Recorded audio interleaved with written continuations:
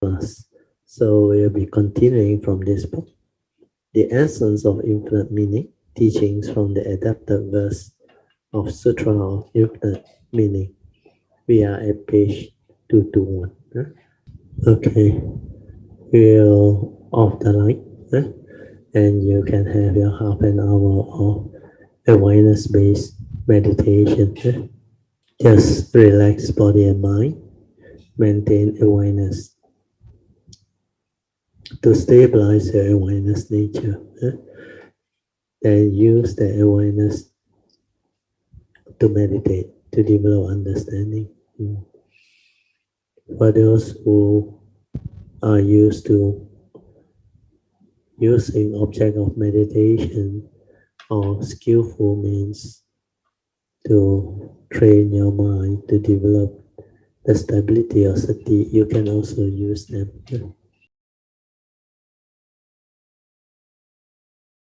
Amidst all these various appearances, if we have deep wisdom, we can clearly comprehend all kinds of principles. This is very true. Huh?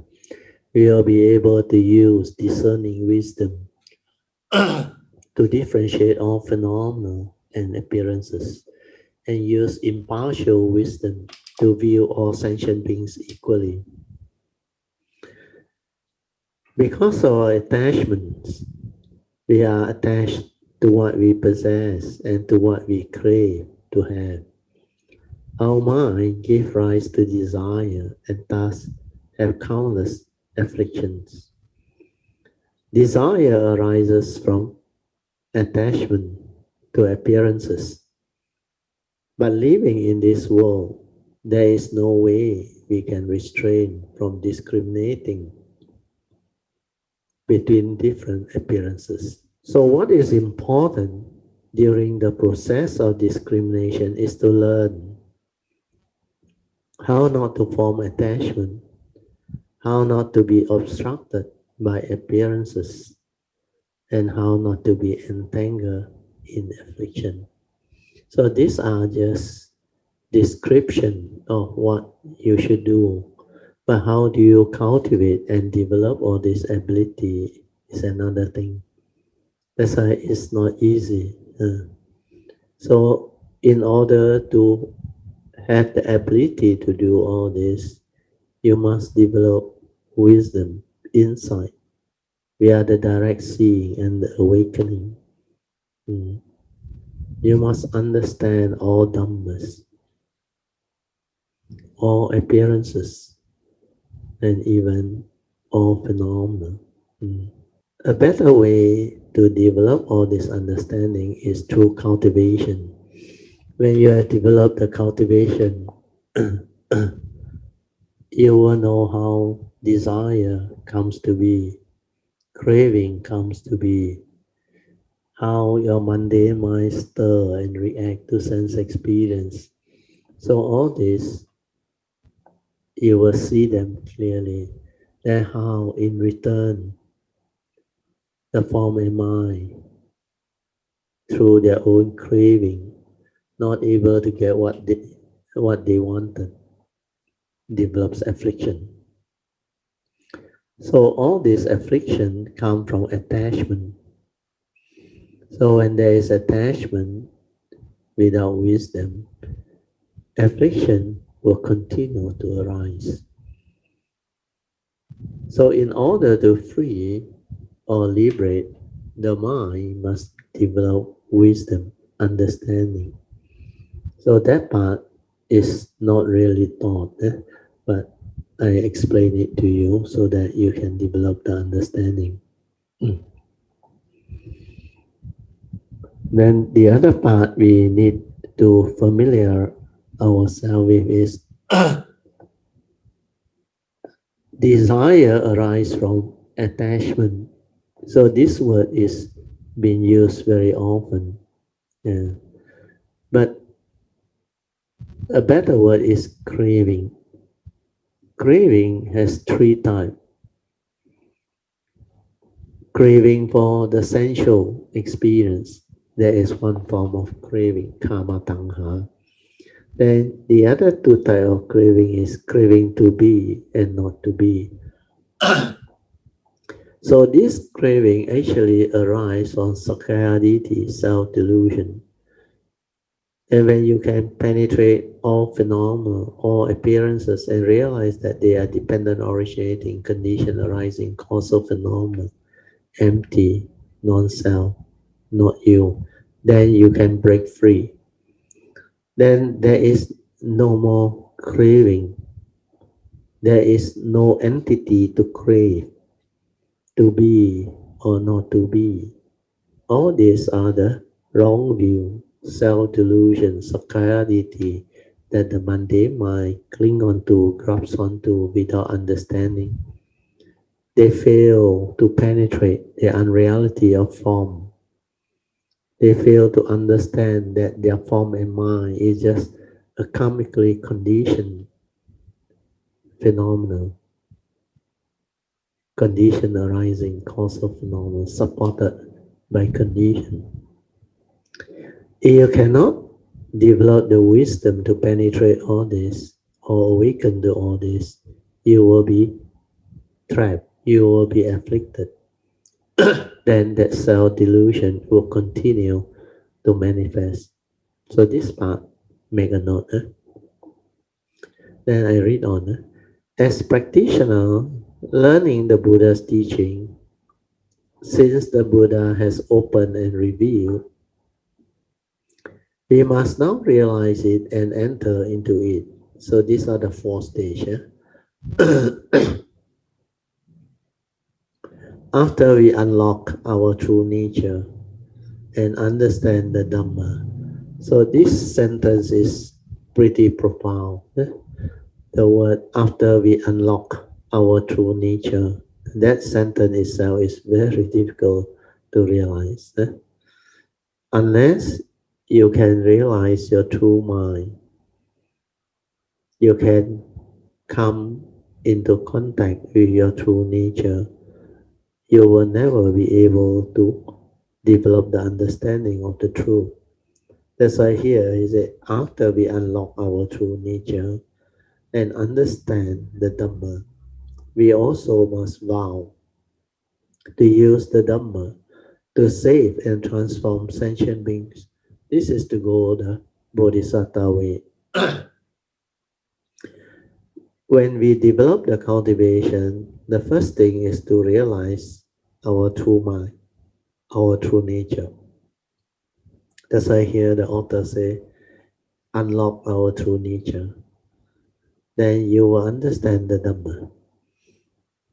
After that, you must develop the vow, the Bodhisattva vow, and you make use of this Dhamma that you have realized to save and transform sentient beings, thereby passing on the light of wisdom and using the Dhamma to transform one another is the Bodhisattva path or Bodhisattva way.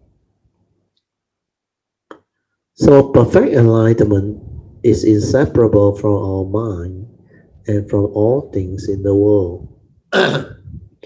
When our mind and all things in the world are one, there will be no discrimination between good and bad, superficial and subtle. In this way, we will have no attachment to the appearances of anything in the world, as this would otherwise cause desire and endless affliction to arise. Everything starts with mind, start with our mundane mind. If we meticulously observe our own mind, see, mindfulness, observation, the silent mind, without discrimination, without any movement or content of consciousness, just observe means that true mind, the silent mind, the meditative mind, which is just aware, can observe. So when we can do that, then understanding will arise. you will come to understand that everything starts with our mind. So if we meticulously observe our own mind, we will see that everything is Dhamma and that everything is created by the mind. Mind make our day.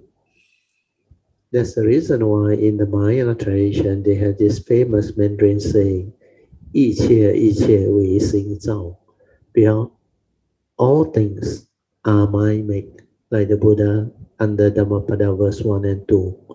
Mind is the forerunner of all things. Mind is chief. When mind arises, all things arise. That's why everything is mind made. When it comes to mind, you have to understand there are two types of mind. One that is often referred to is the mundane mind, the thinking mind, or we call it the heedless mind, the mind that thinks a lot, constantly lost in thought, latches on to think, uh, to all the mundane thing. That's why we call it the thinking mind or the mundane mind. The other one is your true mind, your true nature. When thought ceases, who are you? Find out.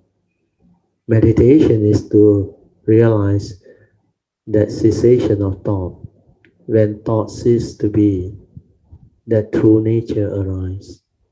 You can realize the true mind. When you let your sankhara activity settle down and return to its original state of tranquility and stillness, then you will realize your true mind, your true nature.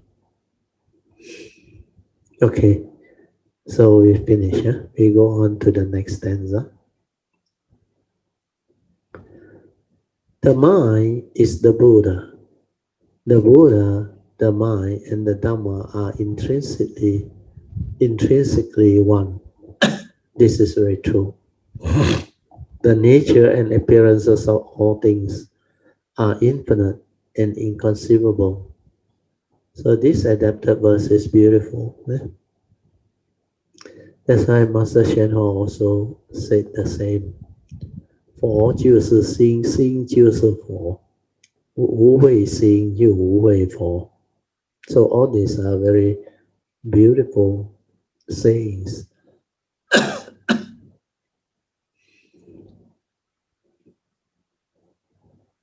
Okay, I'll read on the commentaries, then hopefully you can develop better understanding.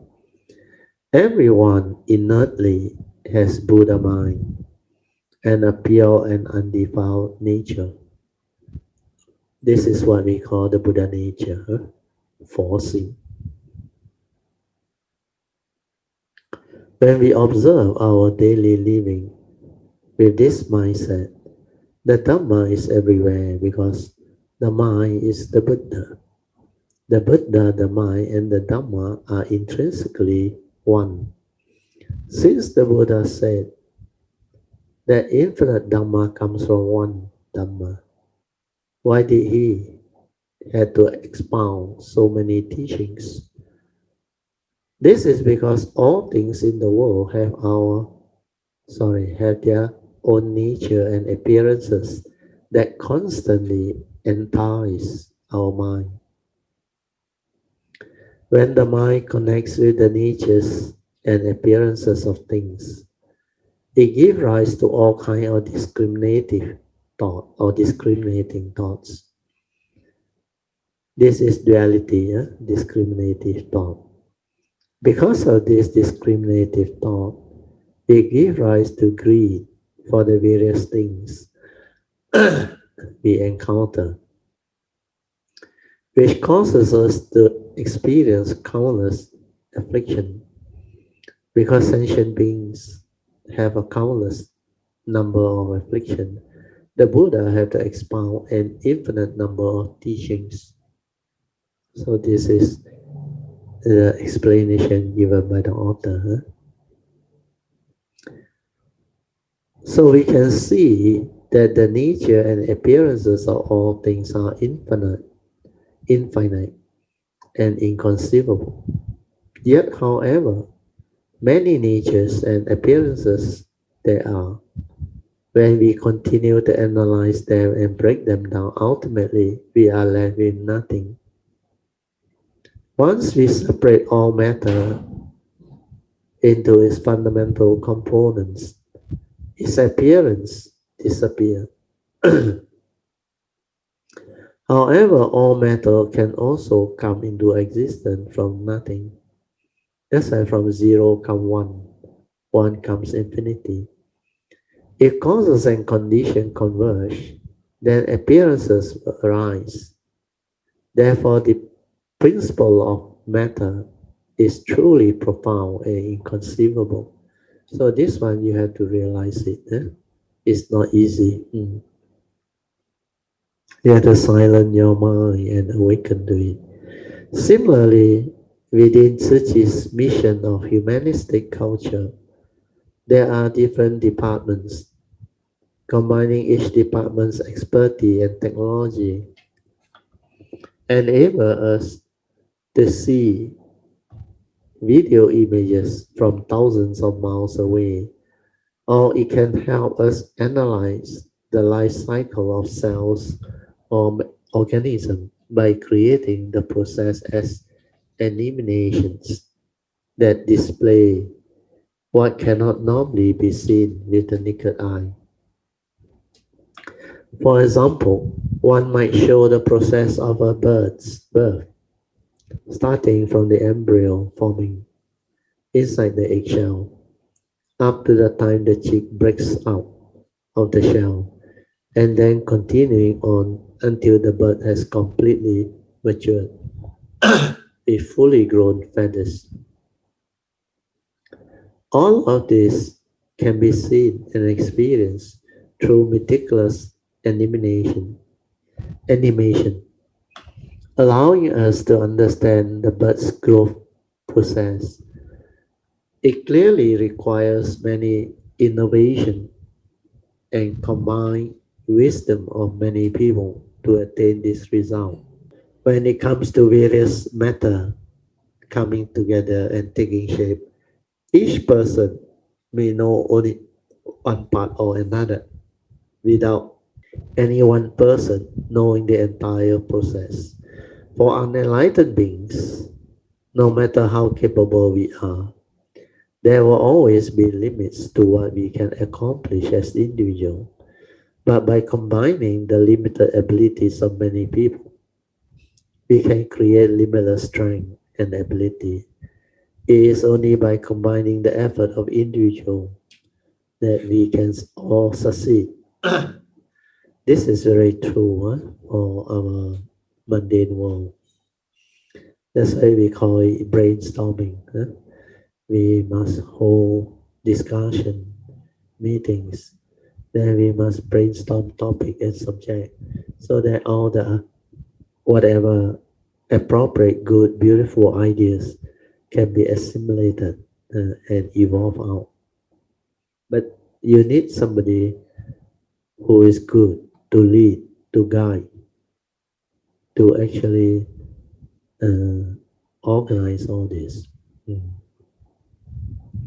The person who did this must be someone experienced that has the ability to make full use of each and every individual's capabilities. Uh, the Buddha had a complete understanding of the principle of everything in the world. So he opened this Dhamma door for us to make it possible for us to study and understand. In the awakened state of the Buddha, all things between heaven and earth are fundamentally one, and the Dhamma is infinite and boundless. This is very true because of the oneness nature. Mm. Okay, so we finish the next stanza. So we are coming to the next adapted verse. The Sutra of Infinite Meaning states, at that time, great magnificent Bodhisattva again addressed the Buddha. O honored one, the Dhamma you teach is inconceivable. The capacities and natures of sentient beings are also inconceivable. And liberation through the Dhamma door is inconceivable as well. We have no remaining doubts about the Dhamma expounded by the Buddha. However, because sentient beings' mind give rise to delusion, I therefore ask for your teaching again, Well-honored one. During the more than 40 years since the Tathagata attained full enlightenment, you have often expounded for sentient beings the meaning of the four state or existence of all things. What is the difference in meaning between all the Dhamma that you have taught us in the past and what you have stated today? This profound and surpassed great vehicle Sutra of infinite meaning. So this question is very good. They want to know what is the difference. Because from this one Dhamma, all Dhamma arise. So great magnificent Bodhisattva's question to the Buddha. In these lines affirms the importance of the Sutra of infinite meaning. After the Buddha has given teachings for 42 years, he began to expound the Sutra of infinite meaning, which acts as the opening sutra to the Lotus Sutra. It gathers together the provisional teachings that the Buddha had already expounded, while it begins to shift in focus towards the true Dhamma. Therefore, this sutta is the turning point. In actual fact, Sakyamuni Buddha, after his enlightenment at the age of 35, he actually taught for 45 years. He passed away at the age of 80. He left home, he left the palace life at the age of 29. So after 6 years, he realized his enlightenment, just at age 35. So after 42 years only, he started teaching this uh, Sutra of infinite meaning, the last phase of his teaching, accumulating into the Lotus Sutta. This is the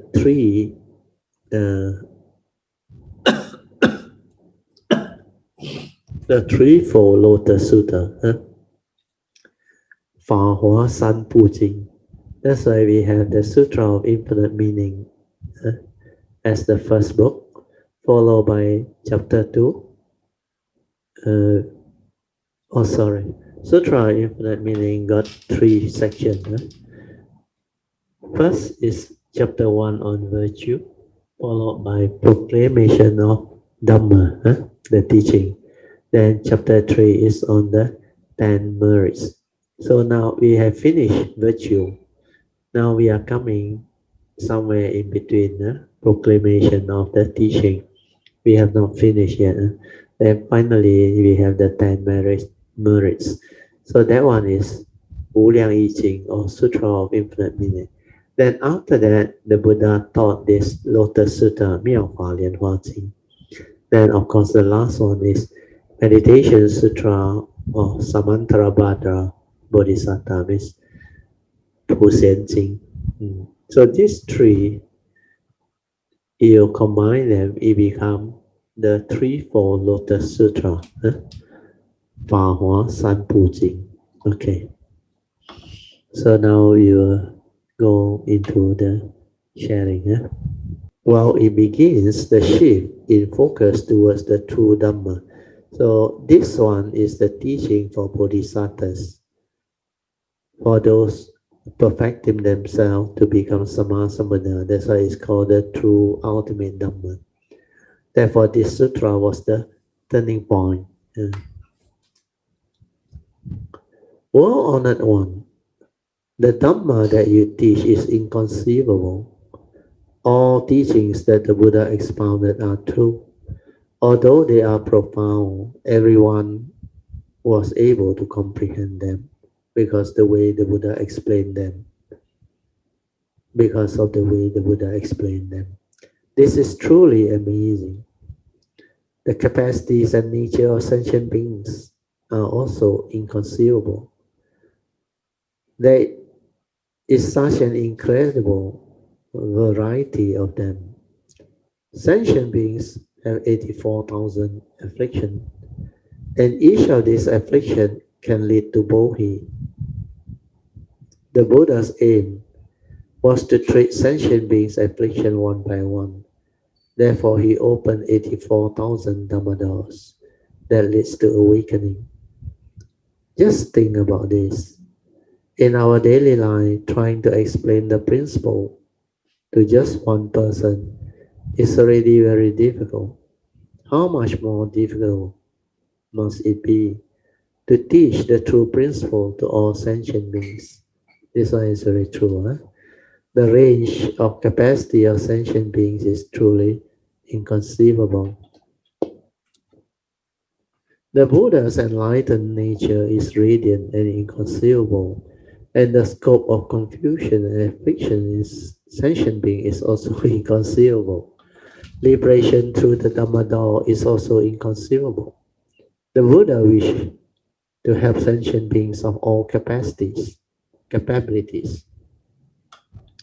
to clearly understand the true principles, to free themselves of confused thinking, and thus attain liberation.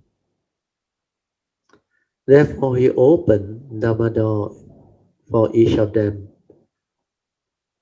The number of Dhamma door is incalculable.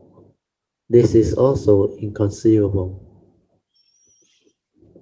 In Buddhist sutras, we often find very large numbers used to signify quantities. For example, at this single Dhamma assembly, it is said that there were 80,000 bodhisattvas, and in addition to them, millions of citizens and other sentient beings. There were so many that they could not be counted. Therefore, the number is represented by the word countless. In the sutra, we often see the description countless, hundreds of thousands, reaching millions of billions. Such figures are just expressions which are used to give everyone a sense of inconceivable right of the infinite. In different countries, numbers are often used differently. Once a group of professors and doctors from the United States, Hong Kong, and India came to visit the Jingsu abbot. They specialized in the study of human nervous system and were researching how to restore brain cells in people who had had stroke. Their work would allow these people to regain their language, capability, or use their limbs, and so on. As we were chatting, an Indian scientist mentioned that in India there was a woman called the Hugging Saint who truly cared for people living in poverty and hardship and would therefore hug 10,000 people every day. I was curious and asked, that is incredible. How does she has the time? Is that really possible? The doctor and professor who were present also found it incredible. One day is make out 86,400 seconds. A second passes in the space of a thought. Moreover, one also need time to rest. On average, giving someone a hug would take at least a few seconds. How can one have enough time to hug that many people? After I keep pressing the Indian scholar, after I kept pressing the Indian scholar, he answered, I'm not a mathematician, so I can't analyze this. Therefore, in modern time, we also have such example of inconceivable numbers because we cannot understand how they are possible. We feel they are inconceivable. So great magnificent Bodhisattva reported to the Buddha, we fully understand the Dhamma that you have taught us, and we have no doubt. But sentient beings have so many varying capabilities that they are unable to attain a thorough understanding. Therefore, it is easy for them to become confused and deluded. That is the reason why I ask again. He asked for the Buddha's teaching, not because he did not understand, nor because he doubted the Buddha's earlier teaching. It was because he was worried that future sentient beings would be unable to understand the Buddha Dhamma, and this would therefore give rise to more doubt and delusion. Thus, he asked the Buddha to explain further. During the more than 42 years since Tathagata attained the full enlightenment, you have often expounded the meaning of the four states of existence of all things to sentient beings. What is the difference in meaning between the Dhamma that you have taught in the past and that you have stated today? This profound and surpassed great vehicle sutra of infinite meaning. The Dhamma taught previously by the Buddha never depart from the four states of existence, that is, arising, abiding, changing, and ceasing, formation, existence, decay, and disappearance, or birth, aging, illness, and death. In the Sutra of Infinite Meaning, the Buddha was still explaining the meaning of the four states: suffering, emptiness, impermanent, and non-self, and the principle that our inner nature is neither big nor small, and does not arise or cease. So why did he say that this is the profound, unsurpassed great vehicle sutra of infinite meaning? What is the actual difference between this Dhamma and the earlier teaching? Because he wanted to dispel the doubt and confusion among future sentient beings. So great magnificent Bodhisattva asked the Buddha to again explain this for everyone. Without the right condition, even when near sentient being fail to see. With the root and power of charity, even from afar, they understand. With the root and power of charity, infinite Dhammadal open. Different capacities require different teaching. Thus, the footprint of Dhamma must be far-reaching. So again, here we see the importance of what we call charity or dana parami. In order to see the Buddha, we need our karmic causes, condition, and capacity and opportunity to come together. Thus, without the right condition, even when near, sentient being fail to see. This is very true. Even if you have been born in the same era or time and place as the Buddha, we may, I think the one word extra, we may still have failed to see him. If we cannot even see the Buddha, how can we hear the Buddha Dhamma? During the Buddha's lifetime, he once came to a city with a population of 90,000 people. Of those, 30,000 saw the Buddha and heard him expound the Dhamma.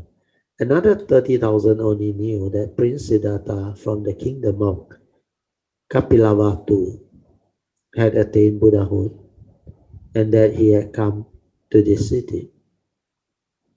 However, they did not come to pay their respect, nor did they hear him speak. The remaining 30,000 never even hear about the Buddha or the Buddha Dhamma. As you can see, without suitable capabilities and condition, even if they are very near the Buddha or the Dhamma, sentient beings are unable to recognize or even be aware of them. So this is very true for society. If you don't have the interest, the affinity, you cannot meet, and you will not have the condition to listen or come into contact. With the root and power of charity, that's why Dana Parami is very important. Huh? The root is the base. Then the power of charity or Dana Parami, even from far away, they understand. With the root and power of charity, infinite Dhamma doors open. Very true. That's why you must have Dana Parami. The root and power of charity is none other than a heart filled with love. As long as our heart contains the root and power of charity or Dana Parami, even if we are far from the Buddha, we can still thoroughly understand the true principle that it is not necessary for us to hear the Buddha speak in person in order to understand the Dhamma, awaken our kindness and love, or lead ourselves and others onto the path of charity. With the root and power of charity, we can open infinite Dhamma door to goodness. This is very true. For instance, I always say, loving and respecting ourselves is a way to repay the grace we have been shown. Loving and respecting others is a way to show gratitude. People who can love and respect themselves will not commit transgression with their bodies or mind. Thus, they will not cause their elders and those who care about them to worry. If we always feel gratitude towards others, naturally our interaction with them will not give rise to affliction in our heart, such as greed, hatred, and delusion, arrogance, and doubt. Then not only are we being kind to ourselves, but we are also being loving and respectful towards others. So this shows to us the importance of virtue. All this virtue that is mentioned here is very good. Like respect, gratitude, kindness, metta or love, respectfulness, and all these other good virtue, including generosity to repay the grace we have been shown. Then loving and respecting others in a way to show gratitude. People who can love and respect themselves will not commit transgression. All these are very true. So the Buddha skillfully established many different Dhammadon to cultivating goodness in response to the many varying capabilities of sentient beings. Different countries in the world have different religion and sentient beings. Sorry, I read again. Different countries in the world have different religion, and sentient beings have many different capabilities. Therefore, there must be different types of teaching methods. Different capacities require different teaching. For example, when people today are ill, they can be treated by Western or Chinese medicine. Different places may administer different treatments. Traditional Chinese medicine focus on diet and herbal medicine for healing. For this perspective, all kinds of plants, not to mention the everyday food that we eat, are in fact medicine. Rice, flour, barley, fruits, and vegetables. This can all be used to heal the body and replenish its nutrients.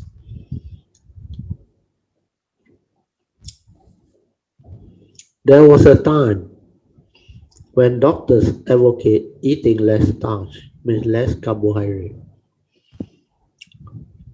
in order to avoid an excessive intake of sugar. This is very true. Patients who suffer from gout were also encouraged to avoid nuts and beans. Actually, whether we eat rice or beans, the important thing is to eat them in moderation. To be healthy, we need a balanced diet. If we are overly partial to certain food, that will cause an imbalance. If we are feeling unwell, practitioner of Chinese medicine can tell us which food we need in order to bring balance to our body, or they may give us a herbal formula to treat the illness. This is a method of traditional Chinese medicine.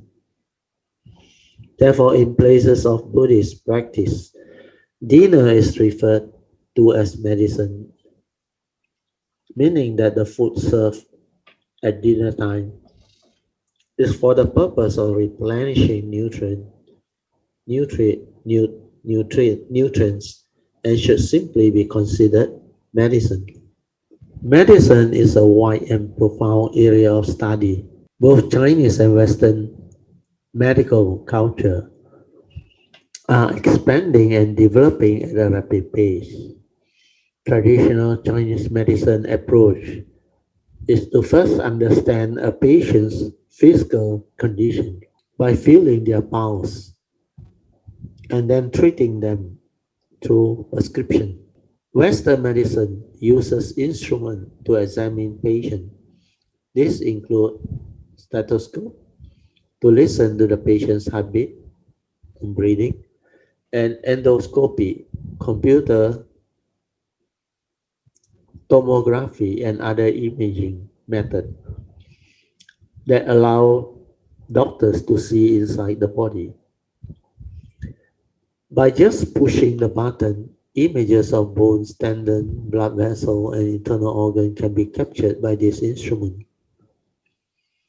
The different methods used to diagnose and treat illness are also examples of different capacities requiring different teachings. So this is the author's way of explanation. Other examples can be found in the wide range of modern technological advancement. By using satellite communication, it is not only possible for one person to see the whole world, but also for 1,000 people to look as though one set of eyes. In an instant, it is possible for everything in the world to appear before our eyes. Photo of the Earth can even be taken from space to observe the changes in weather and give information about things like wind direction, etc. This technological development that allow us to reach across great distance are also a kind of Dhamma. They are opening the doors of learning wider and wider. It is because different capacities require different teaching that the footprint of the Dhamma must be far-reaching. The Buddha was the great enlightened one of the universe. From one truth, he could reach and comprehend all things. All principle and matter in the universe start with the single truth, but he had to carefully contemplate whether sentient being could understand this.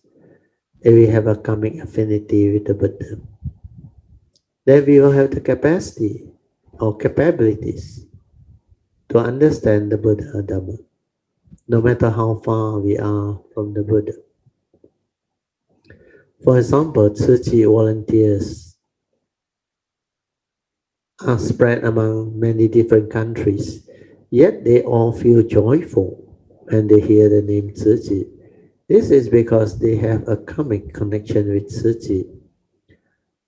All it takes is for a single seed to be planted in that country, and once conditions have matured, this one seed can bring many local people together to join Tzu Chi and start doing good deeds. This is how opportunities are formed.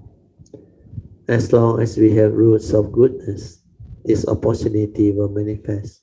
Because Tzu Chi, with its mission statement and all the very good activity that they have, can really manifest into something very wholesome, very beautiful. Then regardless of where we are, we can comprehend the principle. Therefore, when infinite Dhamma doors are opened, the Dhamma will be far reaching because the Dhamma is very beautiful. Dhamma are truth. Truth can be applied to all things. That's the reason why Dhamma is very wonderful and incredible. Where is the truth? It explains the way things are. It is the reality. So everything that we experience within the conditioned world is never apart from this truth. That's why Dhamma is everywhere in the midst of life and nature. For those who see, they always see. Means truth is everywhere in the midst of life and nature. For those who have the ability to comprehend the Dhamma, they will see truth everywhere. In fact, truth implies seeing the universal characteristics of all things, all phenomena, all appearances. When you can see them in all things, you understand the way nature works. You understand deeply the profound meaning of anicca, dukkha, anatta, the universal characteristics of impermanent, suffering state, non-self and empty nature. Then all of the essential Dhamma or teaching that the Buddha teach, they will unfold, they will manifest. So all this understanding is very beautiful. I think we will stop there. Okay, so we'll open up for sharing. Theo, actually, I have a question to ask, and your throat is not feeling well. No problem. You just ask. Oh, because You just just now ask. earlier on the page, end of page 221, Yeah. there is a sentence saying, when our minds and all things in the world are one, Yes. there will be no discrimination between good and bad or superficial and subtle. Yeah. So in this way, we will have no attachment to the appearance Yeah. of Yeah. Yeah. anything in the world, as this would otherwise cause desires and Yeah. endless Yeah. Yeah. Yeah. addictions to arise. Yeah. Can Yeah. Yeah. Theo further elaborate, especially on the Okay. Okay. our minds and all things in the world are Yeah. one? Yeah. Yeah. I explained this before, but you listen again. Actually, it's not really. I'm not feeling well. The throat is disturbing me because it make me want to cough. Understand? Because I had this problem. I think since yesterday. It like the throat is itchy. Actually, earlier on, I sensed that I about to get sore throat already. Then it turned into cough. Then it every time tickle me. That's why I try not to talk. Otherwise, I will aggravate the throat. So I will answer your this question. You say what is mentioned there is actually the oneness nature. When you are able to be in that oneness nature, then there is no mundane mind. That's why there is no duality. There is no this and that. Then everything is understood. So this sentence comes from the realization of the true nature, or what we call it the awareness nature, the true mind. When you are able to realize that and stabilize that, and your mind can be one with everything, then it becomes what was described. So maybe I will read it out so that people understand. So perfect enlightenment is inseparable from our mind and from all things in the world. Uh, then the Buddha described, when our mind and all things in the world are one. See, this is the oneness nature. Means spacious awareness without a center. There will be no discrimination because there is no mundane mind. That true mind, that nature is without thought. Then When there is no mundane mind, there is no discrimination, duality of good and bad, superficial or subtle. So in this way, you will have no attachment where there is no ego, the egoic mind, to the appearances of anything in the world, as this would otherwise cause desire and endless affliction to arise. Then the Buddha went on to describe everything starts with our mind. If we meticulously observe our own mind, means daily mindfulness, awareness, you silence yourself, we will see that everything is Dhamma because Dhamma is true. And everything that arises, they are just the way things are in accordance with nature's truth. So truth is whatever that can explain the reality is the truth. So Dhamma is true. So when you have Dhamma, you will see that everything within existence is the truth, is Dhamma. Mm. And the last sentence is the most important, and that everything is created by mind, means mind make our day. So this understanding comes from that oneness nature. Then you can realize your true mind, and you can silence until that nature become very stable. Then you will understand what that thing is. I used to explain that one is not a being. That one is not you. That one is just a nature. But that nature is the unconditioned. And that one can never be realized unless your thought cease, unless you stop all the thinking. Then when you stop all the thinking, there is no more thinking. Then what happens? The true mind manifests. And what is the true mind? That's why you must go in through your awareness, stabilize it to understand it. This one is with clarity, the unconditioned, no sankhara activity or movement. It's just aware. That's it. Aware. Just aware. That is the essence of mind. That's why it can be aware of silence without sense data. Because that is the nature. Then it can be aware of all the activity and movement. But once you arise the aggregate of mind, then you are no longer with the awareness. Means the mundane mind has surfaced. You have started the creation. Creation means the mundane mind has started to manifest, operate. And this is the mind that gives rise to the mind right creation.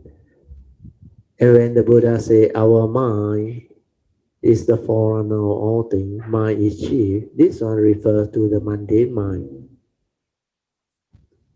But this nature is very beautiful.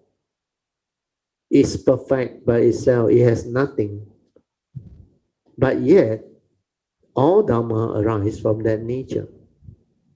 That's why it's very difficult to understand.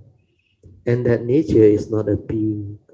You cannot hold on to it, cling on to it, or uh, like believe that that is the deathless element, that is you. No, whatever you describe is not that thing.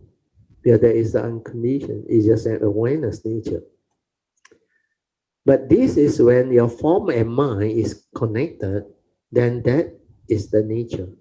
But when your wisdom is developed through the direct seeing, insight into phenomena, awaken to the universal characteristic, then you have deep, stable understanding, then the wisdom connected to that nature, then this wisdom will enable that nature to completely cease.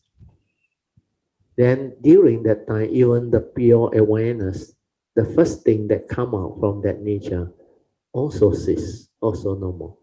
That's how Nibbana can be realized. To realize Nibbana, even the pure awareness without thought, that one also ceases. And you cannot describe, you cannot talk about where is the unconditioned. But when there is still this what they call it the residue. That's why Nibbana with residue refer to the five aggregates of form and mind. Means that five aggregate of form and mind still have the karmic life force to come back. It will not cease into parinibbana. When it's no longer with the life force to come back or condition for the five aggregate to manifest again, then we call it parinibbana. Means after that everything is gone. So the difference between the usual cessation and the one that people do through concentration or jhana one is very big difference. Because the one that go into one pointedness through jhana where they experience very deep stillness and calmness, no thought, but everything is locked and held by the thought. No thought is still a thought because how do you know there is no thought? Where is the thought telling you there is no thought? But this thought is in concentration, one pointedness, and everything is in that conditioned state. That's why that mind cannot move. And there is this knowing inside there. And there is a thought. So that is the big difference. Whereas the one that goes through cessation, even a glimpse of it, the pure awareness also sees that momentary experience come out, then there is a change of lineage. Like you become an Arya from a Puthujjana, change of lineage into an Arya. Just that glimpse of Nibbana. That is for the sainthood way. Then for those who have the ability to go into cessation for longer period, especially Anagami, Arahant, and Bodhisattvas who has gone beyond, they can experience Nibbana for longer period. Uh, but as long as their five aggregate of form and mind still have condition to come back, then they will arise again. They will arise again. Means that one is not pari nibbana. But when the life force is no more, the enlightened being will know they are going through pari nibbana. Like the Buddha before his passing, he know the form and mind will cease. After that, no more. Then it's just the unconditioned still. Yeah. But that nature is still there. Like the Sakyamuni Buddha's nature, they are still there. The spiritual nature, the karmic nature, the perfection, everything is still there in the midst of life and nature existence. Mm. So hopefully, Adeline, with this, you can develop further understanding. Yeah. So thank you for the condition too. Otherwise, I cannot explain all this. Yeah. Mm. Okay. Thank you, brother. Very good explanation. Thank you. Otherwise, I would think how to do it. The minds and all things in the world are one. It's something like we have to take things as they are. How? Yeah, Yeah, yeah, this is not a concept. If yeah, it's a concept, then like you say, how to do it. Then yeah. the thought will go and think how to be Yes, one with everything. That's why it has to be that oneness nature. yeah, When you are just aware without a center, means you are one with that nature. And that nature is the eternal nature, the oneness nature. Uh, they use different name to name it. Some call it the Buddha nature, the original nature, the oneness nature, or the eternal nature. Mm. But it's not a being, it's not you. Because that nature is the original nature, primordial. Actually, before everything starts. That's why it's called the source. Some call it the source. the beginning. Uh, you need to realize that to understand that, because the mundane mind that realizes itself and sees through the wisdom will go into it.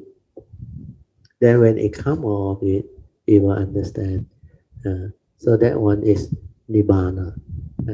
But the other one, the oneness nature, is before you go into the unconditioned nibbana or cessation, the awareness nature become like expanding, like one with everything. Uh, that nature is actually like that one. That's why no matter how far, whatever the distance is, that nature can be one with everything. You want to know, it can know. That's why that oneness nature is very, very unique, very, I won't use the word powerful. Uh, it may make you gullible. It's not really in that sense powerful, in the sense that it has the ability, the sensitivity, the special ability to understand things, to like be one with everything. Uh, the normal mind cannot do. Okay. This afternoon's there's some experience lah. Good. Uh, Sadhu. yeah. Today is thanks Miss Lee for reminding. Today is the Maha Chunti birthday. Yeah, so Maha Chunti Bodhisattva birthday. So I've been playing the Maha Chunti Dharanis on my computer whole day. You know, it just continue playing, and then then after there's a Heart Sutta chanting. Then I don't know, it's something like it struck me, you know. So to cultivate the Bodhisattva way is really, really not easy. Yeah, But yeah, when you understand, it's not difficult too. yeah, yeah, yeah. So and this word is appearing in my mind, you know, 空相. 空相 is just 不生不灭, 不垢不净, 不增不减. So this few words really, I mean the understanding of today is really different. Yeah. Because yeah, yeah. It's from the Because heart Sutta. yeah, yeah. Because recently I've been contemplating on the Sila, Samadhi, and Panya. Yeah. And I read the I listen from the YouTube, a monk sharing, a Mahayana monk. He said it's like three circle. So 戒定慧, Ting is at the center, Samadhi is at the center. If without Samadhi, you very difficult for you to have a Sila and Panya. So that really strike me, you know. So I've been, because Pratyaya has keep on emphasizing how important is the daily mindfulness, you know. So I've seen the beauty of it, and I've been seeing it a lot recently in my daily life, you know, how the five aggregates, all our senses play with us, you know. I've seen a lot. So, you know, a lot of reflections. So when today these words appeared to me, the 空相. So the thing is something like we 不增不减. We cannot be over, we cannot be less. I don't know. This is my understanding. So that one, really the meaning profound. is different. That one refer to the empty nature, the true emptiness. In true emptiness, there is no addition, no subtraction, and all those things. It's not the middle path. You don't get it confused. It is that thing which cannot be described. That's why 生老病死, everything don't exist inside there. Then just to correct a little bit, just now you mentioned about the talk that you heard, the monk told you the three circle, Sila, Samadhi, and Panya. So you need Samadhi to have Sila, is the other way around already, because you need Sila first. And without the Dana Parami, it's very difficult to have the good life, to cultivate, to maintain sila. Sila mindfulness, need mindfulness, need some form of initial wisdom to really perfect it. Then when sila is being developed, then only the mind accumulate into samadhi. Because if you don't keep your sila, you will have a lot of karmic obstruction. You will break karmic, uh, a lot of karma which you encounter in daily life will be broken by a person who doesn't keep sila. So without sila, your mind cannot settle down. Karmic obstruction will be there.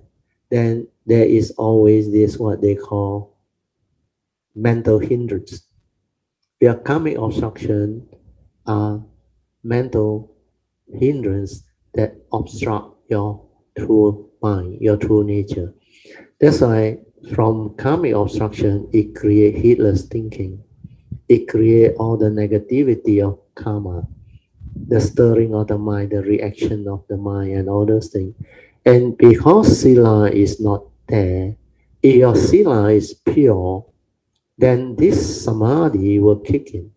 You will settle down very fast. Because all this obstruction is gone. Then your five spiritual faculty sets in very fast. Then it will root out the mental hindrance. Without sila, this mental hindrance will be there. Karmic obstruction will be there. A lot of what they call heedless thinking, conditioned by wrong thought, wrong view, and karmic negativity or karmic obstruction, they will surface. Even that they song describe that what there's a what Jing Ya or what I forgot already that lady 什么 huh? Jing Ya she explained about the karmic thing. A lot of this mind state you cannot meditate is because of karmic obstruction. So karmic obstruction come from violation of precepts. So without precept, samadhi cannot kick in. But when precept is in order, samadhi naturally kick in. So what they tell you on you need samadhi first is those who do concentration, samatha. Uh, because when you do concentration, you develop one-pointedness of absorption meditation or calmness meditation. That is a conditioned mind, conditioned state. Then with that, they think they cannot get angry. Their mind will not stir. So they thought that one is center. From there, your sila will be in order, your wisdom will be in order. But that one is a conditioned mind. That one is not a free mind.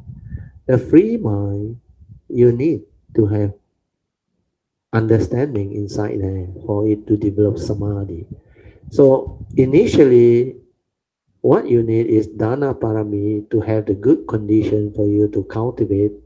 Then you can develop the perfection of sila from your understanding. Means you see the importance of sila. Then when you see the importance of sila from the right view, you go in. Then you will come to realize when your sila is well kept, your karmic obstruction is gone. Your stirring of mind is gone. Your spiritual faculty fall into place very easily because there is no more violation of karma. When you don't violate karma, there is no karmic negativity. So karmic repercussion, karmic obstruction, all these things will not surface. That's why dana is very important. For dana, sorry, dana leading to sila is very important. So when sila comes to a stability, then naturally the cultivator will know. When your sila is very pure, you will know. You have a type of nature where the Dharma protector like you, the devas like you, because your sila is very pure. And because of your sila, there is a light that will shine forth. Then your mind will have the ability to go into samadhi naturally. Then when the samadhi arises, you can see things as they are and develop wisdom. leading to straightening of view and all those things.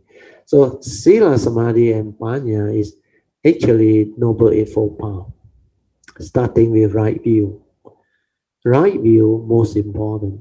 Uh, then right view will condition you to have right thought. Then right thought is the one that you need, because without right thought, your action and speech and livelihood will fall apart. So right view leading to right thought. So that right thought is the straightening of you. Then from there, you will be able to cultivate Noble Eightfold Path, the appropriate right action and right speeches leading to right living or right livelihood. So all this will fall into place. Then, of course, the four right effort and all those things. So Sila, Samadhi, and Panya is basically Noble Eightfold Path. You don't go and separate them. You go and separate them, your cultivation will go haywire. Because like the five spiritual faculty, they need to be balanced. You cannot be too strong on one. Uh, like Sada, your Sada can be unshakable, yes, no problem. But if you only hold on to Sada and doesn't give you the Virya, then you cannot move. That's why Sada leading to Virya. Then if you develop Virya, but you cannot develop the Sati leading to Samadhi, then Panya cannot arise. So this five is actually to be cultivated together. So like the Noble Eightfold Path, Sila, Samadhi, and Panya is one path factor. That's why it's called Noble Eightfold Path. There are eight path factors within that one Noble Eightfold Path. Understand that?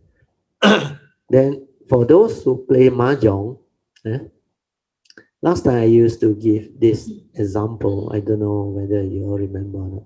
Given to the first batch, I think you are one of the first batch, Adeline. You say you know how to play Mahjong. Let's say you have either Manchi or Sokchi or Tongchi. You got three of the Yat Tong, three of the Gao Tong. Means uh, 3, 3. Then in between, 2, 3, 4, 5, 6, 7, 8. So total is 13 card. What do you call? Those who play Mahjong, they know. This is called the famous. No, not Sasam Yu. Sasam Yu is I don't different. know the play. This is Jiu Zi Lian Huan. Okay. Ah, Okay. Jiu Zi Lian Huan. Jiu Zi Lian Huan means they call all the nine Tongji. Any Tongji come, they will eat. They will give. So Noble Eightfold Path is like that. It's one path, but eight path factor. But when you encounter anything in life, it can solve. Means it can get. That one is a very good analogy. So don't go and separate all this cultivation, because Sila, Samadhi, and Panya or Noble Eightfold Path is only one path. That's why it's the meditation as taught by the Buddha. It's not broken down. But to explain, of course, you can say this is Sila, this is Samadhi, and this is wisdom. But the actual understanding is different. The actual wisdom is only right view. Right thought is not under right uh, wisdom perfecter. But traditionally, in the Theravada teaching, they put right thought and right view as the Panya factor. No, actually, it's only right view or right understanding. Then, when it comes to right thought, right speech, right action, and right livelihood, these are under Sila. Uh, then the four right effort is thought-based effort.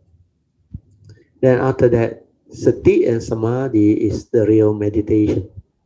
That is Samadhi part. So to develop Samadhi, you need Sati, stabilize it. Don't go into Apana Samadhi or concentration. Just Upachara Samadhi means a free mind that is collected and unwavering, but it's not in absorption or concentration. It's just in the state of Samadhi, unwavering, collected. That's why you can see things as they are. It can insight into phenomena. It can awaken. It's still a free mind. So when you are in that state, the mental hindrance are not under what they call suppression. You are not suppressing anything. They can still arise. That's why you can check. Then when you use this samadhi in the midst of life, daily mindful, you can still see the habitual tendency, how they stir, how they react. Where all the mental hindrance, they are not being suppressed under the conditioned state. When you are in apana samadhi, they are all suppression. Everything is what they call not rooted out yet. Is they call it, there's this word uh, but it's still there, uh, uh, like suppress, like suppression, but you don't know that you suppress it because you are in that state of concentration, the absorption, the continuous mindfulness or one pointedness. So the energy field is so strong. But there was one uh, guy who say if you use samadhi energy, you can burn the defilement. I don't think so. Yeah. Yeah, somebody mentioned it to me, but I don't think so. Yeah. He said when you have very powerful, strong samadhi, it can burn all this they call defilement or anussaya and others, but I don't think so. Yeah, my understanding is very easy. Without wisdom, you cannot free, you cannot liberate, you cannot understand the form and mind. You will be trapped. So all this you have to find out on your own when you develop the cultivation. So this is the part that I want you to make a note. So don't be like very excited when people share with you something, then you just take it. Then looks like what I used to share with you, or like uh, that word is what like can be acceptable to most people. What word they use? There's a word. Uh, logical. Yes, doctor remember. Okay. Whatever that is logical, you have to be careful. Don't be gullible. Uh, not until you go into the cultivation, you cannot see all this. So that is the part I want to clarify. So hopefully you can develop more clearer understanding with that, Adeline. Okay. Yes. No, no. Actually, I make it wrongly. Actually, the three circle is interlinked. The Oh. three sila, samadhi, and panya. Is three circle is linked, and then uh, the samadhi is at the center in it. Then he said need the samadhi to support the two ends. So actually, Oh is no, no. Samadhi don't support the sila. Sila come first, then only samadhi fall into place. That's why I say it's not the thing, not what you describe. Because you say support the two. No. Sila come first. Sila is right view, right understanding. Then samadhi is the resultant of your sila in place. Then only the mind can settle down and samadhi kick in. Then only wisdom come to be. Then only you can see things as they are. Straightening of view and all those things. Initially is the initial right view from the Noble Eightfold Path. That's why the Buddha teach the initial three type of right view. Kama niyama, chitta niyama, and dhamma niyama.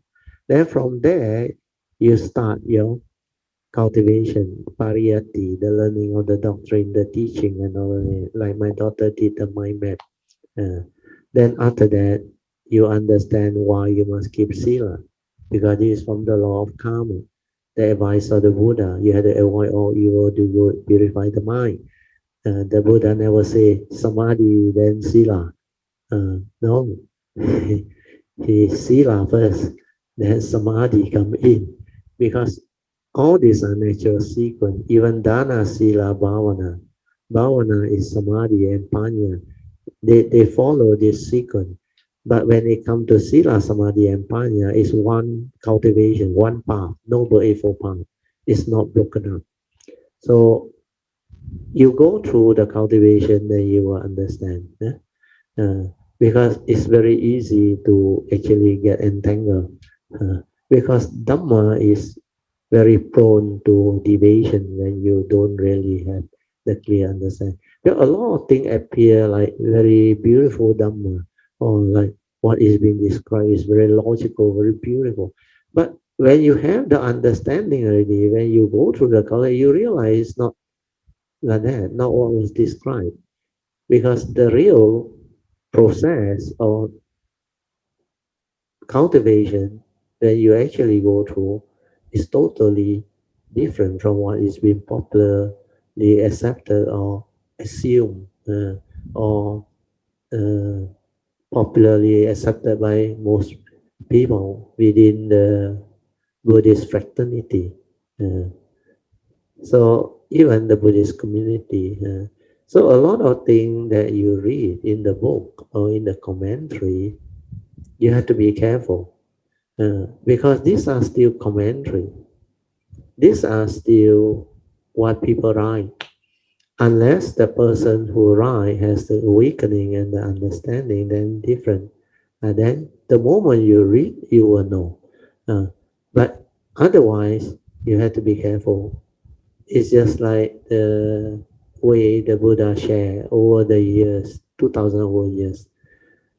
If it's still the authentic Buddha Dharma, if the commentary and everything is still the authentic one, we should have more and more enlightened being in it. True or not? Like scientists, when they progress, they really create a lot of understanding, and that understanding actually cause science and technology to move forward. That's why we progress so fast over the last 30 years, or the last 2 or 3 centuries. No, 30 years is not even 1 century. Sorry, decade, the last 3 decades. So similarly, if the teaching are still correct, authentic, there should be more and more enlightened being in it, more and more Arya in it. But how come we are not finding it? It's like the opposite. That's why you have to be very careful when you read all this Dhamma book or listen to some of this type of sharing. I'm not saying all is not correct, but you have to be careful. You have to really develop that. Don't be too eager or gullible to accept and grasp and hold. Go through the cultivation, find out for yourself, then investigate. Then you will develop that. Not until you have awakened. It's not easy to differentiate. Really, it's not easy to differentiate. Okay, Adeline. So don't worry about what Yeah, yeah, happened. no problem. I Take did a lot take of take contemplation on the take samadhi. Yeah, because take it as a learning curve, a yes, yes, process that you go yeah, through. every day is Uh, learning. Yeah, because you need to adjust. There's a lot of refinement that you need to do. A lot of people who don't understand cultivation, they become like very easily gullible. Then everything is like so beautiful, Dhamma, Dhamma, Dhamma everywhere. But like I used to share with you all, when you have the cultivation ready, you listen again, you read again, different. That is not what the actual thing is. Because most of these book or commentary, they contradict themselves. Then they follow tradition, they follow what is popularly accepted, and they dare not use their own experience or understanding to describe, except for certain cultivator who really have the understanding. They dare to say that, and they dare to go against the commentary. Like Ajahn Buddhadasa, the Paticca Samuppada, he don't agree the three lifespan. That's why he is very good. And I truly agree and concur with what he understood. That's why when I read his book, the Paticca Samuppada in the early days, it was a very beautiful book. Uh, okay, Adeline, you want to add anything else, or you want to nominate somebody? oh, no. So today actually it prompted me to read the Heart Sutta again on the Yeah. Suddenly it's like, how to be 自在. It's like 你无色无受想行识. But the whole sentences is I counted there's 21 wu there. From the 无色受想行识无眼耳鼻舌身意无色声香味触. Yeah, like I explained just now, Adeline, you Yeah. have to listen to this carefully. Yeah? Okay. It's not a concept, it's in true emptiness. Yes. One Yin mentioned in true emptiness, here Sariputta, in true emptiness, all this don't exist. That's why the five aggregate of form and mind, then even the 18 sense right, all don't exist. So that one is not a concept. That one is the unconditioned Dhamma in true emptiness. And you don't try to like learn it as a concept, understand? Oh, then take it as a Dhamma. Wow, so beautiful, this thing. Oh, then you try to live life like, oh, all these don't exist. It's not like that. It's the unconditioned Dhamma wisdom. You must have that. But in the existential world, duality exists. 18 sense right exists. Four noble truth exists. All this exists. That's why the conditioned Dhamma and the unconditioned Dhamma, they are two set of different Dhamma. So in true emptiness, all this don't exist. So you have to really have that penetrative understanding. Without that, a lot of people cultivate the Heart Sutta as theory, very theoretical, and it's really beautiful because the Heart Sutta need the wisdom, penetrative wisdom.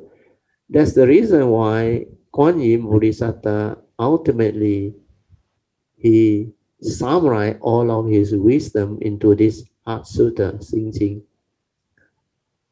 When he was cultivating the Prajna Paramita Sutta, the perfection of Prajna, he illuminated the five skandhas and realized they were all empty. That's how it started. And that one is very profound. That's why finally he tell the cultivator, 真空妙有. In true emptiness, existence is wonderful. That's why existence is still existent. In the conditioned world, it exists. That's why it becomes meaningful, wonderful. Then everything fall into place, no contradiction. Otherwise, it's a lot of contradiction. Then if you treat it as a concept, you get caught inside there. Because you want to like believe that this is the mind that can have all this concept. No, because that one is the unconditioned Dhamma, is a wisdom. You awaken, then you realize all this that belong to the mundane world or the conditioned world only exists within the conditioned world. Within the ultimate truth, the unconditioned, all this cease because you know why? That true mind, that true nature has got no words, no concept, no thinking, nothing. That's why it don't have anything inside that. That's why everything also like you say, woo, woo, woo. It's because that nature is like that. It's not a concept where you try to live it. No, it cannot be done. The living is to understand both the conditioned Dhamma and the unconditioned Dhamma. That's why the teaching, the Dhamma that the Buddha taught, they exist in the conditioned world. And you need that teaching to free, to develop the wisdom. Then the wisdom connected to our five aggregate of form and mind, that nature, that one know how to live life. The triangle. You have to contemplate that one and develop the understanding. It's not easy. A lot of people are trapped in concept, knowledge. The actual cultivation is not what people think. Hopefully today one will help a lot of people, not only you, Adeline, because Yes, yes, yes, a yes. lot of this, as you go through, you will understand more and more. Like what Song went through, he know. Actually, cultivation, so much thing involved. Oh, at first he thought, wow, got him already, the Heart Sutta. He read so many times, then he thought finally. Then later on, he realized some more, some more, some more. But the understanding is unending. There is so much thing to it. That as you stabilize that understanding, the nature within, your penetration of truth, awakening to wisdom, take a different form again. Okay, Lilith? Yeah, yeah. So that, Especially after gone through so many months of Heart Sutta. yeah, yeah, yeah, And yeah, I recently, like I told you, I did the Sulangama Sutra. So yeah, I did a lot of insight reflection. So then today, when I read all these words by words, it really penetrate deeply, So the first word that came out to me is a 真空妙用. Yeah, it's yeah. really not easy. It's All really not this, easy. Yes, all yes, this, Adelaide, you listen yeah. again. Okay, okay. Initially, when you listen to too much of this type of sharing, this type of thought, I will say, then your focus on the daily mindfulness and the real cultivation didn't go through. You will be trapped in the Dhamma knowledge. The Dhamma knowledge will trap you. It will appear like the Dhamma is so beautiful, like you have the under.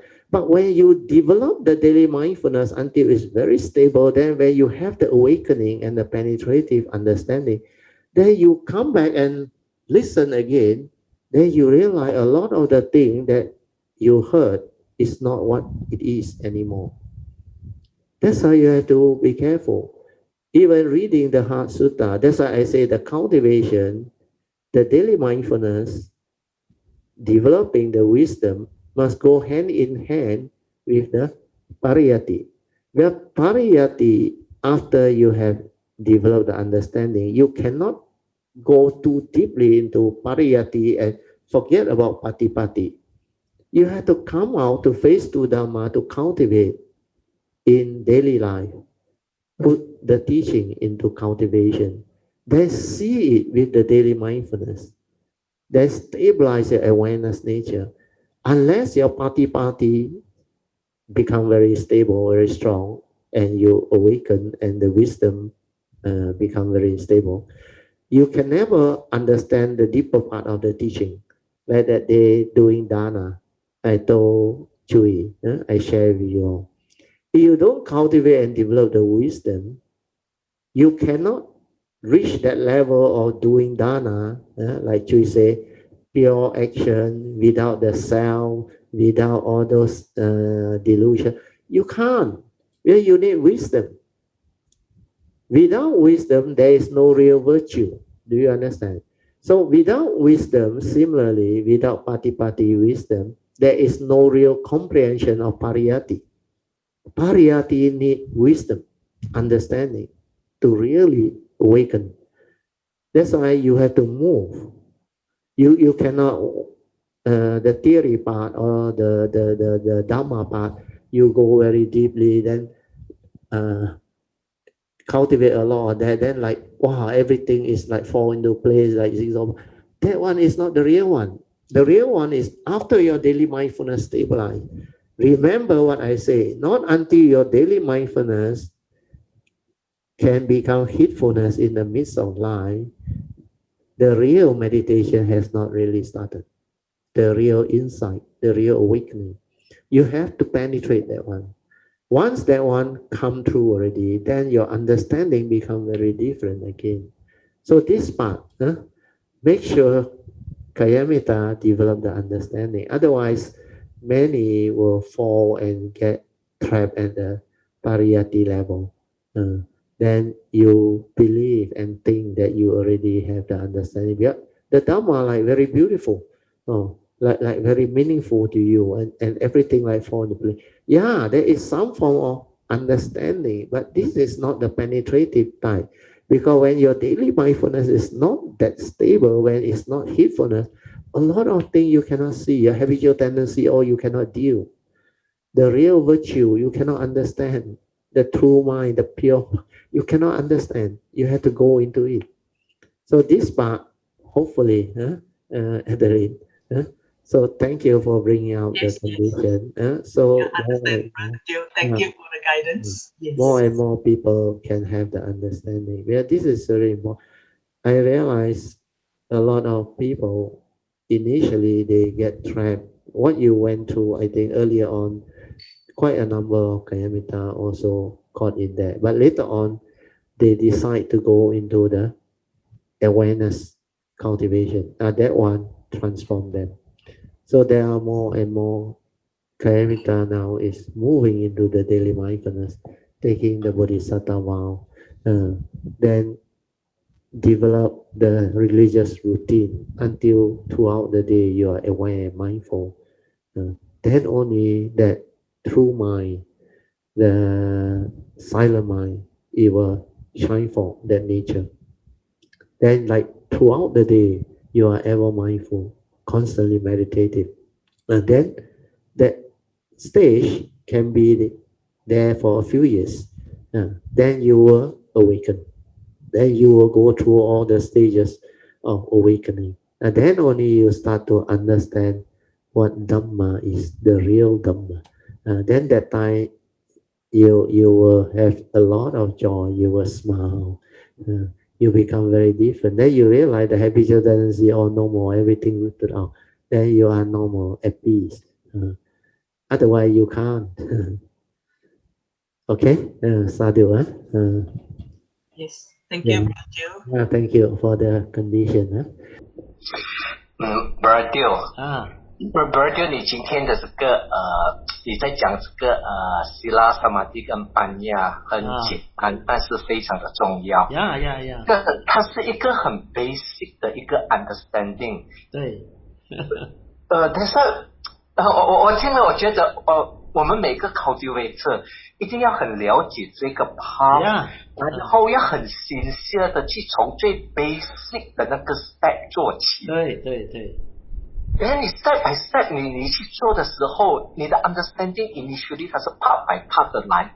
对。after 当它到某一个 level stable 了以后，你的那个 view 就会straighten myself，慢慢straighten，你的 mind 就会 understand itself， like 你会 understand 它。对。所以它这整个的 path， 它是要走回那个最 basic 的 mindfulness。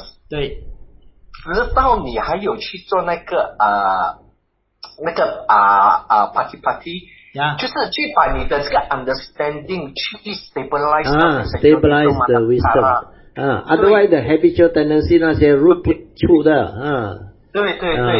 Then from there onward， 你有了 Yoniso Manasika，that one will protect you。yes。mindfulness 了以后，我们的 mind 才能够 stable 到进入Sampajana。对。Then start from Sampajana 过后，这个才是 real meditation。对。我们才能够真正的去 cultivate， 对modify 我们的自己的 mind。From the three way of the actions。three type of right conduct。Then from there onward， 你就会慢慢的，当我们开始能够 aware 到了解到我们自己的healers。我们的这个。That's why without mindfulness 你看不到嘛。对。How your mind stir, how the memory, the conditioning, the views, the opinion, all those things, your insecurity, fear, worry, anxiety, 你全部看不到。Without that stability of mindfulness, all this subtle defilement 你看不到的。That's why what you describe is very true. Then the whole thing is actually Avijja Sutta, the Sutta on ignorance, the 10 step 一定要去了解，慢慢去行，慢慢去做。That's why Patipati is step 4 and 5. Step 1, 2 and 3 is relatively easier. But step 2 need a lot of hard work, a lot of diligence, perseverance. Think, contemplate, reflect, then silent, meditate, then develop the faith. Then after that, develop the straightening on the view. The straightening of the view initially 很多工作的nobody ever 那个 three type of right view the initial right view that the Buddha mentioned. From there 你就 connect 联系到 the advice of the Buddha, then like the mind map that my daughter produced, then 你 realize all those are the Dhamma, but 你要去行你要去 cultivate So you realize without mindfulness, you are not aware your mental intention then what constitutes evil also you don't know. That's why all this 一定要去了解. Then she really developed the clear understanding. Then through the daily mindfulness, you start to develop the real cultivation. Then 你一到了 sati sampajana, that is the real meditation already. Then initially is the straightening of the view to give rise to yoniso manasikara. That phase is also very important, step 4. So once the yoniso manasikara arise, then you will have more and more space between thought, more and more what they call clarity. Your mind will not stir and react like before because you have more and more straightening of the view already. Your yoniso manasikara is there already. So this is the one that changed a cultivator from being heedless to heedful living and heedful cultivation. Then only step 5, sati sampajana, can fall into place. Without the initial wisdom, it cannot. That's why you must develop the daily mindfulness to see all this. Then stabilize it from step 4 leading to step 5. Step 4 leading to step 5 is very important. This yoniso manasikara, you need a lot of contemplation, reflection, then the sitting meditation, daily mindfulness. All this has to come in. Then after you clear the initial wisdom arise already, then you will know. You tend to be more peaceful, more calm. Your mind is more at ease. You will not stir and react like normal. You will not behave like normal. And you don't need concentration or samatha mind, conditioned state of concentration to make you peaceful, to make you calm. You don't need. You only need samadhi. Samadhi is your mind is in continuous mindfulness, but not into apana. Is the daily mindfulness that is upachara samadhi. Means it is still a free mind, but it's collected and unwavering. And most of the time you are aware. Your body and mind move as one. Kaya nupassana are very stable. After that, you will see the Vedana very clear. Then you will see your content of consciousness, the mind, Citta nupassana, very clear. Then, of course, Dhamma. So all this will move you and prepare you to actually cultivate Noble Eightfold Path. Then before this Noble Eightfold Path, of course, is the 4 foundation of mindfulness. The 4 foundation of mindfulness become very easy once you have clear step 4, 5, 6 and 7. Then you move into it. So what you share today is very good. So sadhu to you. Very good. 这个是我当我们如果真正的一直在很sincere的去 cultivate， 你会发现到这些 dharma 的 point 全部是 interlink 的。我们一定会 you have to go through， 然后它的我们的 faith， 我们的 sincere， 我们的 perseverance， 我们的这个 wisdom， 全部它是 interlink 来 support 你去 cultivate 这个 Eightfold Noble Path。当你在走这个 Eightfold Noble Path 的时候，你在 purify 你的 mind 的时候，你会很清楚的去 understand 我们这个 form and mind 是怎样的被 diluted。From there， 当你一 awaken from 这个 delusion 的时候，你就能够了解到马哈亚那里面所讲的那些经典了，因为那些东西都是要去 realize，understand 这个 form and mind。对。Sadhu, very good. You describe it very well. Sadhu. 好啊，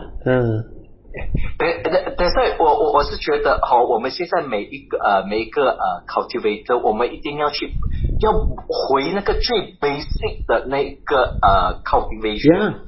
That's 我 why 们有没有在做报应？我有没有在做我们的puja？我们有没有在 recite 那个 bodhisattva vow？一直把我们的那个 foundation 在 build out， 在 stabilize 它。对。当我们每一天在做的时候，当你的那个fruit 它要ripen 的时候，它是 condition 它就会 ripen， 它就会 unfold。对。它就自己的，你就自己的能够去 go through 了。Yeah。那个 understanding 还会自己的 unfold。Yes, sadhu. That is the path of cultivation. That's why the whole Dhamma teaching is connected. And when you understand already, you really put in the cultivation. That's why I say persevere. Just do. Don't try to know. Silence your mind. Develop the stability of the mindfulness, the awareness nature within. Then develop the daily mindfulness, religious routine. Not until you go into that, the real cultivation haven't started. So initially, pariyati is just the learning of the teaching. So that one, I think our website has a lot. But like Song just now described, is very good. You have to go back to basic. Sinh Wei Cân Pen. From basic, you start. Then all of this fall into place. Like the mind map that my daughter Sui did. From there, everything is built up and is one connected, big jigsaw puzzle. That's why the Buddha's teaching is all connected, not single Dhamma here and there. No, they are all linked, connected in like a big family. It's like Noble Eighth Path, Chiu Zi Lian Huan. Those who know how to play mahjong, you will understand. Any of the Tongji come out, he will game one. 111, 999, 2, 3, 4, 5, 6, 7, 8 in between. Any Tongji come, you again. So all this understanding is very important and very beautiful. Sadhu, so let us rejoice. Sadhu, sadhu, sadhu. 很好，还有什么？没有了 Mario 就因为刚才我在听了这个 sharing 的时候，突然间有很大的这个感触啊。对。Because your sharing is very important, so that more and more Kayamita and cultivator develop the understanding. Because 很多人是 caught at the words, the Dhamma words. Because like even sometimes you go and listen to Mahayana Sutta, because I have shared with you all, taught you all, but if you didn't go into the party, didn't strengthen your daily mindfulness, your true understanding is not there one. But to you, like, wow, it's very beautiful. Like they say, 人生难得经已得，佛法难闻经已得，经已闻. So all this, you can see that there is some understanding, but you have not penetrated the real patipati. That's why the deep meaning you still cannot understand. You may think you understand. So a lot of cultivators get caught in listening to all this. That's why I say the focus should be the cultivation, like I tell Chui. If you don't develop the cultivation to develop the wisdom, you cannot perform that dana at that level. Pure dana means not tinted dana. So cultivation is the same. The real understanding and wisdom can only come when you have developed the cultivation. Otherwise, it's just Dhamma words. So that part is very important. Because that is the part I realize a lot of cultivators, they understand the beauty of these words or those things. Then they determine, but they didn't push the cultivation part. The cultivation part is not easy unless you really have the understanding and determination. Those who take the Bodhisattva vow seriously, their cultivation, they go deep and they progress very fast. But a lot who are more interested in Dhamma knowledge or the words, they didn't really go deep enough into the cultivation. That's why I advise Adeline The cultivation and the understanding must go side by side together. Where if you don't develop the cultivation, your understanding will stagnate. You may think you understand, but actually you stagnate there already. Because the deeper penetrative understanding can only come about with the awakening that comes from the cultivation, like what you go through. So that's why now you understand. They have to actually step by step develop the faith, develop the sincerity, then persevere, then go back to basic one by one, cultivate. Okay? Sadhu. Sadhu. Okay, I think we can end. We are 10:45 already. Thank you for all the sharing. So once again, we thank Sister Adeline, Brother Sok, for all the good condition for Dhamma to arise. So let us rejoice one more time. Sadhu, sadhu, sadhu.